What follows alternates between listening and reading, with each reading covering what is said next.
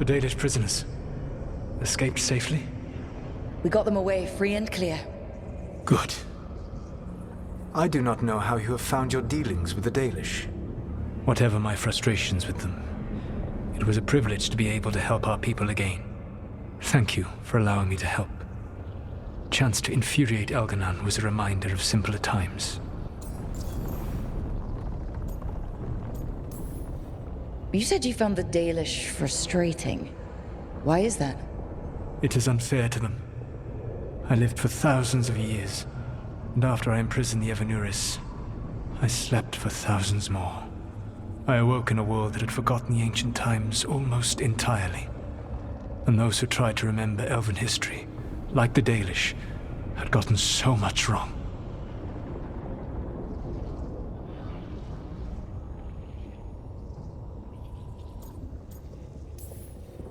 Let me guess. You tried to tell them what they were getting wrong, and they didn't believe you? There are few things that frustrate me as much as ignorance. I tried to explain the truth to one clan. When I convinced them that I was truly Fen'Harel, they attacked me. After that, I hid my explanations behind the facade of having witnessed events in the Fade. And every mage knows that what we see in the Fade might not be literally true. Yes. The Dalish had no reason to believe me. I could only watch as they continued to worship Elganon, though we may have seen the last of that tradition, at least. You and Elganon were really tearing into one another back there. I needed to goad him to anger in order to distract him. But yes, while all of the Evanuris were monsters in their own ways, Elganon was the worst. Or perhaps it is more honest to say that his were the faults I found most objectionable. You have met him now, heard his voice hammering at the doors of your mind, and you have met me.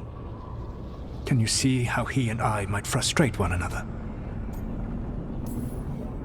The two of you are too much alike. Both of you want to be in charge. I have no desire to be in charge. No.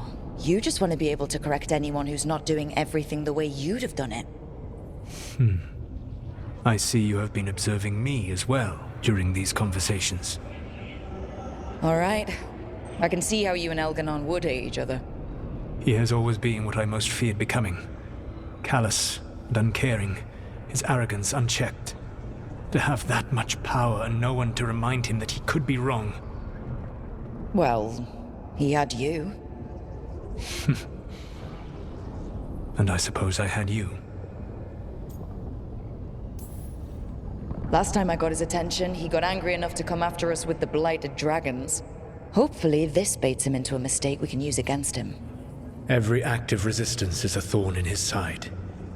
He will break soon.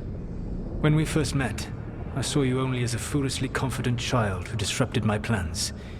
You were an irritant. I gave you information to oppose Elganon out of necessity, but I expected you to be nothing more than a tool. Seeing you with your team, I was wrong.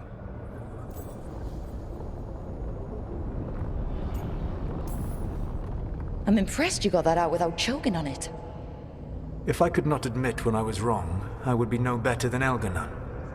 Your team trusts you, and you listen to them. It is impressive and enviable. It took me centuries to build such a bond during my rebellion, and when I served the Inquisition, I tried to avoid entanglements. Except for Inquisitor Lavellan.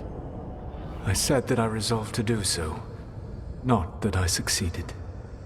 She is a good woman. Growing close to her was selfish of me. Do you regret it? I live with countless regrets. Some of them I have grown to cherish more than my victories. Thank you for sharing that. So, what comes next? What are the gods going to do? Elganon and Gillenane are preparing the dagger they will use for their ritual to pierce the veil. Elganon's power is tied to light and darkness. He will need to perform a ritual during the next eclipse. That gives us some time to prepare. It is likely to be your last chance to do so. You must be ready for whatever comes, for this world and for the team that trusts you. I know that you will do everything in your power not to fail them.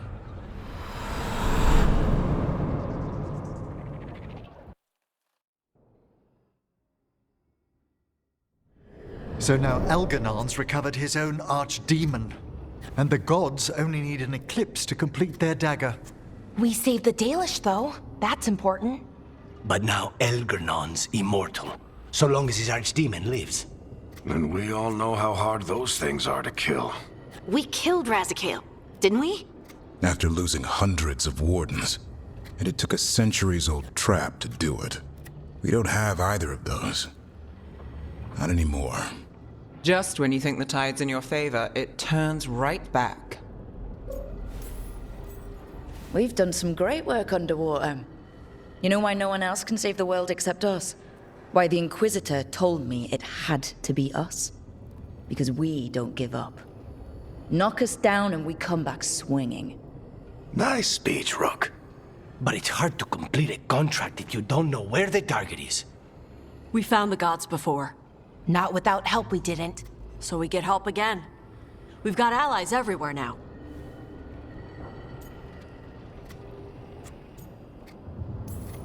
What about the Venatori that were at the crater?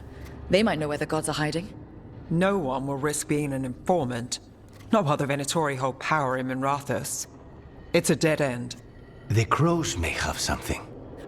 The Antam are moving large quantities of supplies out of the city. Weapons, armor, gatlock. And food. About half are remaining provisions. Enough to feed the Antam navy. Given the timing, it seems unlikely to be a coincidence. Wherever those supplies are headed, that's likely where we'll find the gods. Any more details from the crows, Lucanus? They said the Antam have long work ahead. We have time. Also, Viago would like a meeting. At your earliest convenience. From him, that means important, but not yet urgent. Did Viago tell you how much time we have? Days to weeks. Nothing more precise. Well, that's our best lead so far. Track those supplies, and we should find the gods. Not to complicate things, but the Inquisitor also wants to meet Rook. Right. With everything she's been doing in the south, we owe her an update. I'll let her know. Despite the odds, we've survived. We've made a habit of it. Take some time. Rest. Be ready to go. Next time the gods appear, let's make sure it's the last.